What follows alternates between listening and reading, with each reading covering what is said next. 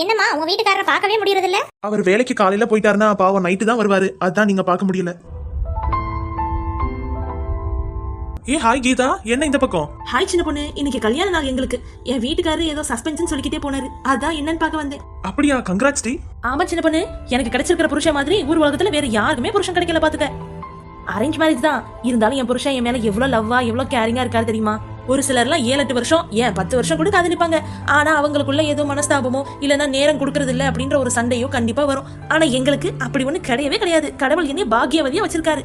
ஓகேடி, நான் போயிட்டு வரேன். என்ன பிடிக்கும்னு சொல்லி என் பின்னாடியே வந்ததுனால தானே நான் உங்களை காதலிச்சு கல்யாணம் பண்ணேன். 8 வருஷம் காதல். ஆனா இன்னைக்கு நான் தனியா இருக்கேன். நீங்க எப்ப என் கூட பேசுவீங்க, எப்ப நீங்க போன் டிவி எல்லாம் தள்ளி வச்சுட்டு என் கூட வந்து இருப்பீங்கன்னு நான் ஒரு நாளும் ஏங்கிட்டு இருக்கேன். எங்க சின்ன பொண்ணு, இன்னைக்கு ஃபுல்லா நான் உங்க கூட தான் இருக்க போறேன். எனக்கு தெரியுங்க நீங்க வருவீங்கன்னு. என்னை விட்டு போகாதீங்க ப்ளீஸ். ப்ளீஸ்ங்க ப்ளீஸ்.